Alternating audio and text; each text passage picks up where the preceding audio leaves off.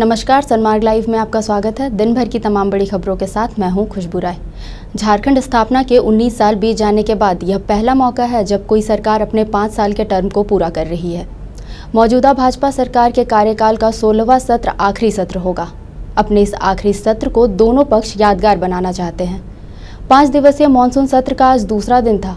आज का दिन भी सदन में काफ़ी हंगामेदार रहा। पक्ष और विपक्ष एक दूसरे पर आरोप प्रत्यारोप लगाते रहे, जिसकी वजह से सदन का कार्य बाधित हुआ। सदन में हो रहे हंगामे की वजह से अध्यक्ष ने सदन को दोपहर 2 बजे तक के लिए स्थगित कर दिया। आप देखिए यह रिपोर्ट। आज सुबह सदन की कार्यवाही जैसे ही प्रारंभ हुई, सत्ता पक्ष और नेता प्रतिपक्ष हेमंत सोरेन आपस में भिड़ गए। हेमंत सोरेन ने सरकार पर जमकर वार किया। स्वास्थ्य मंत्री रामचंद्र चंद्रवंशी के वायरल वीडियो पर जहां उनसे इस्तीफे की मांग की गई, वहीं महिलाओं के साथ हो रहे आपराधिक घटनाओं और मॉब लिंचिंग को लेकर सरकार को घेरते हुए कानून व्यवस्था को फेल बताया। नेता प्रतिपक्ष ने अपने ऊपर सीएनटी एसपीटी उल्लंघन के आरोप पर गठित एसआईटी की रिपोर्ट को सार्वजनिक करने की मांग की। महिलाओं पर एक विधेयक भी आ रहा है, देखिएगा। अब महिलाओं से रात भर काम लिया जा सकेगा, ऐसे करके कुछ विधेयक भी आ रहा है। आज यहाँ महिलाएं कितनी सुरक्षित है, आप इससे अंदाजा लगा सकते हैं कि मौजूदा सरकार ने किस तरीके की व्यवस्थाएं स्थापित कर दी कि आज के दिन में भी इस तरीके की घटनाएं देखने और सुनने को मिल रहा है। आज सरकार के पास कोई परिभाषा नहीं है कि मॉब लिंचिंग का परिभाषा आखिर क्या होना चाहिए और किस तरीके से लोगों को दोषी ठहराया जा सकता है।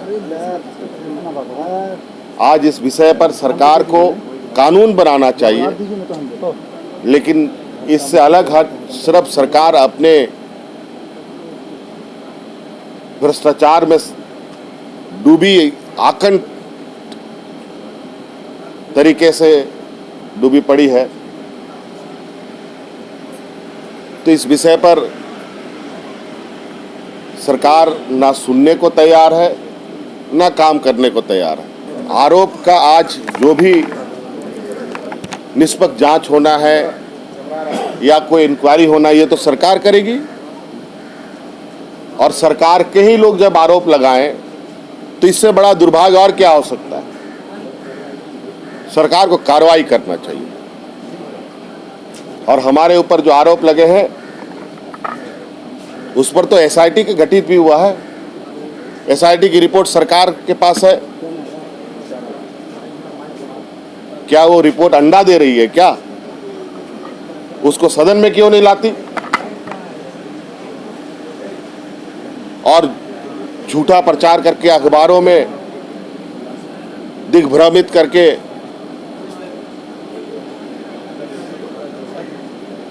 लोगों को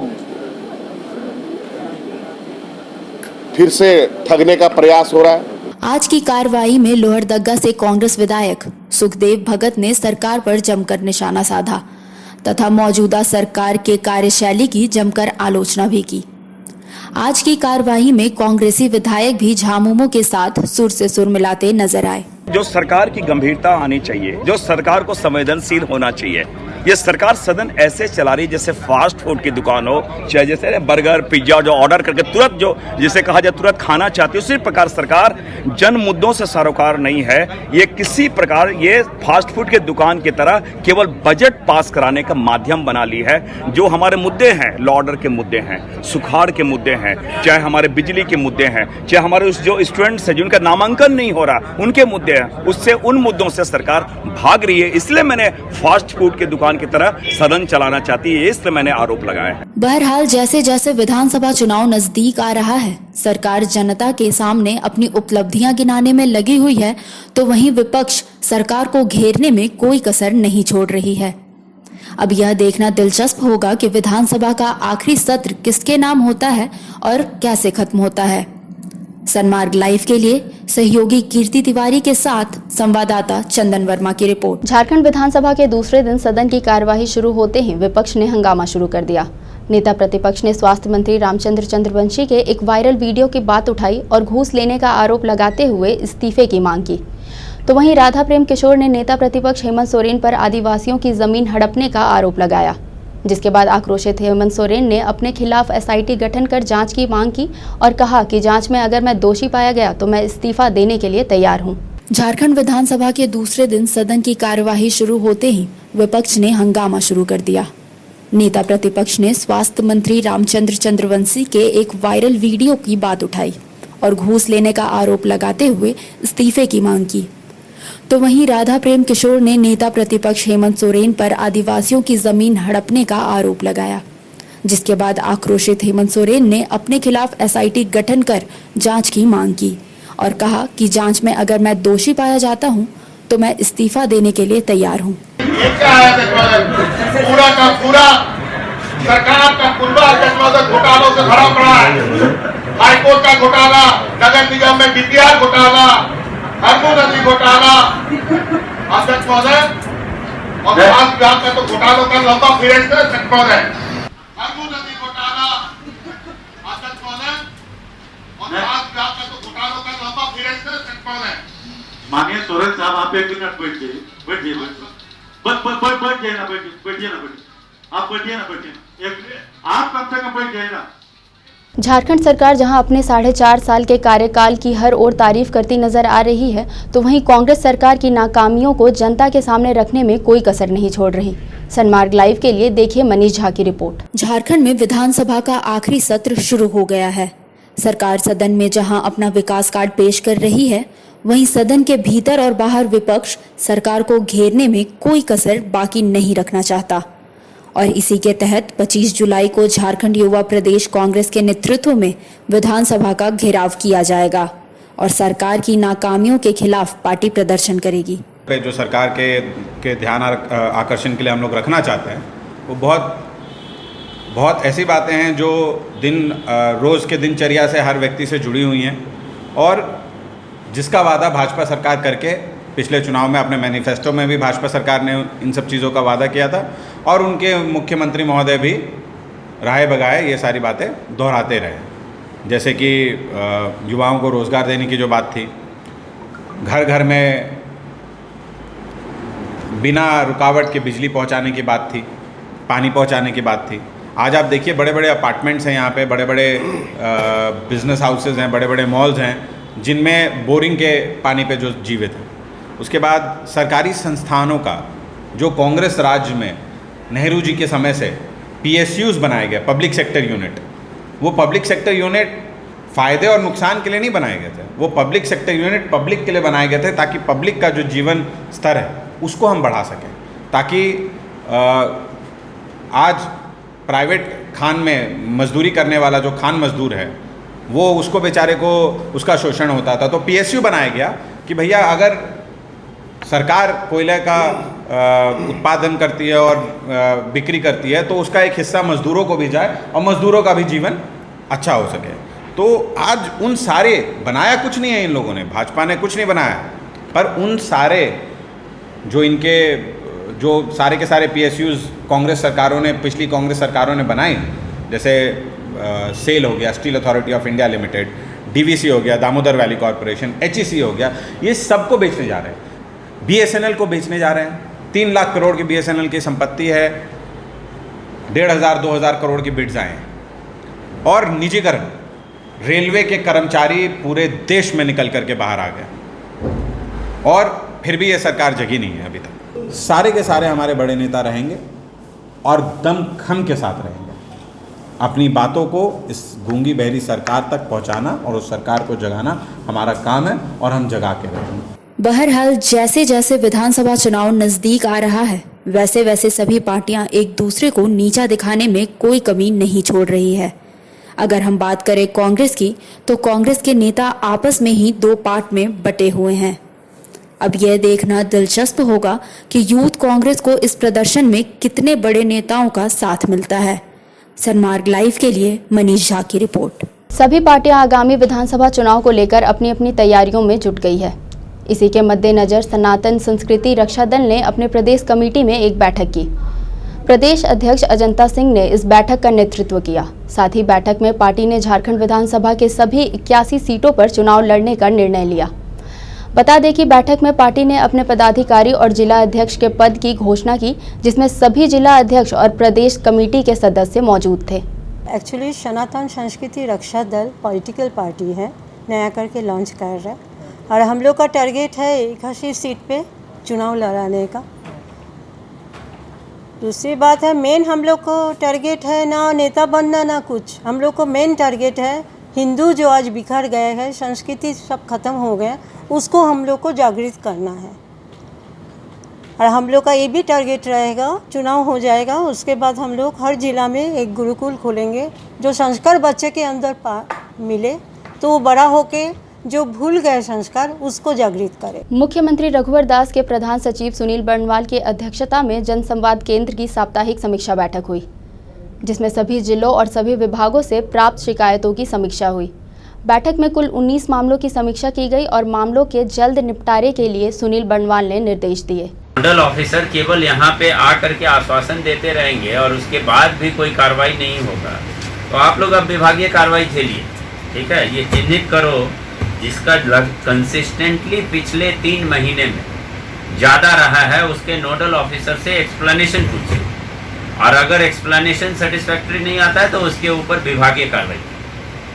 आप बैठ करके वहाँ घूमते रहिए और चेहरा दिखाते रहिए, समीक्षा करने से कोई मतलब नहीं, समीक्षा का कोई प्रभाव नहीं पड़ता आपका। समीक्षा क्या करते हैं आप? आपका समय जाता है, सबका समय जा रहा है, ये वहाँ से घूम रहे हैं, पैसा ले करके घूम रहे हैं, लेबर को भुगतान नहीं हो रहा है, जबकि आपको कोर्ट का पावर है, वारंट निकालने का पावर है, ये सब एक्सरसाइज नहीं हो रहा है। तो कुछ दिनों पहले उसने 54 लाख का बिल सबमिट किया था सर, तो उसके लिए वेट हो रहा था कि वहाँ से भुगतान हो जाएगा तो फिर पेमेंट हो जाएगा सर, उसके द्वारा आश्वासन दे दिया गया था, तो एजी के द्वारा ऑडिट किया गया सर और उल्टे उस पर की वसूली राशि 19 लाख की निकल रही है सर। इतना दिन से तो वो झूठ बोल रहा था ना, इतना दिन से वो झूठ बोल रहा था और लेबर का पेमेंट रोके हुए था। राजधानी रांची में तालाबों के सौंदर्यीकरण को लेकर नगर निगम करोड़ों रुपए खर्च तो करती है, लेकिन क्या करोड़ों रुपए खर्च करके शहर को सुंदर बनाने में नगर निगम कामयाब हो रहा है? यह एक बड़ा सवाल है। आप देखिए हमारी ये रिपोर्ट। राजधानी के सौंदर्यीकरण के नाम पर करोड़ों रुपए खर्च किए जाते हैं, लेकिन रिजल्ट शून्य ही निकलता है। अगर हम बात करें रांची के बड़ा तालाब की, तो तालाब के सौंदर्यीकरण में अब तक 30 करोड़ रुपए खर्च किए जा चुके हैं, लेकिन अब तक तालाब के सौंदर्यीकरण का काम पूरा नहीं हो पाया है। निगम सौंदर्यीकरण को लेकर कहती है कि नालों के पानी को फिल्टर कर पानी की सफाई पर ध्यान दिया जा रहा है। वहाँ लगभग 3 जगह से पानी का प्रवेश होता है। अब वो तीनों जगह से प्रवेश को हम कैसे बंद कर सके, इसके लिए हम लोगों ने एक टेंडर निकाला, जो लगातार पिछले 3-4 बार से उस टेंडर में पार्टिसिपेशन या टेक्निकल कारणों से रद्द होता रहा है। फिर हम लोग एक टेंडर निकालने जा रहे हैं, जो कि मुझे लगता है कि या तो कल निकल गया होगा, कल निकल जाएगा, या हो सकता है शनिवार को निकल गया होगा, क्योंकि उसके भी पूरे पेपर्स बन गए थे।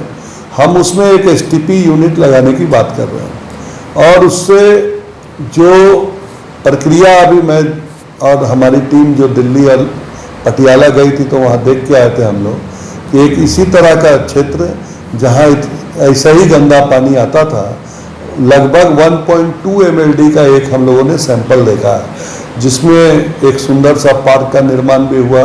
बाकी सब चीज़ों का कैसे हम व्यवस्थित कर पाएंगे, पानी को स्वच्छ कर पाएंगे और फिर पानी का रीयूज कर पाएंगे, ऐसी पूरी यूनिट को हमने देखा है और उसी टेक्नोलॉजी का इस बार हम टेंडर करने जा रहे हैं। तो मुझे लगता है कि ये इस बार जो टेंडर होगा, मैं उम्मीद करता हूं कि देश के कोई ना कोई, क्योंकि हम लोगों ने उनको भी बोला कि हमारा जब टेंडर निकलता है तो आप लोग पार्टिसिपेट कीजिए, तो हो सकता है कि इस बार पार्टिसिपेशन आएगा और वो प्रक्रिया ऐसी लगती है कि उससे हम इस चीज़ से निजात पाएंगे। देखिए, टेंडर की प्रक्रिया मुझे लगता है कि इस महीने लास्ट तक या अगस्त 15 तक कंप्लीट हो जाएगी और जल्द से जल्द हम उसमें काम शुरू कराएंगे। हमारी भी योजना है कि जब तक तालाब के सौंदर्यीकरण का काम, मुझे लगता है कि उसमें भी 4-5-6 महीने हैं, इन 6 महीने के अंदर ही हम ट्रीटमेंट प्लांट का भी टेंडर प्रक्रिया के बाद काम को शुरुआत कर दें, जिससे कि जैसे तालाब सुंदर हो तो पानी भी अच्छा रहे, इसको सुनिश्चित किया जा सकता है। बिल्कुल 100%, इसलिए कि एक सैंपल हमें बड़ा तालाब को पहले बनाना है और जब उस परियोजना को हम सही पा लेंगे तब हम वही योजना को बाकी और तालाबों में करके तालाब में साफ पानी, रिचार्ज जो भूमि होती है वो, और लोगों को कोई किसी तरह की परेशानी स्वास्थ्य के लिए ना हो, उसको जरूर करने का जल्द से जल्द प्रयास करें। हम लोग का एरिया चमकेगा, सुंदरीकरण होगा, नाम होगा इस एरिया का कि उस एरिया में ऐसा चीज़ है। सुंदरीकरण हम लोग को भी अच्छा लगेगा, साफ सफाई होगा, पूरा बढ़िया से मोहल्ला का भी नाम होगा कि इस एरिया में है, इस क्षेत्र में है। दूर दूर से लोग आएगा, घूमेगा, फ़ोटो खींचेगा तो हम लोग का नाम होगा कि नहीं उस एरिया में ये चीज़ है, वहाँ सुंदरीकरण।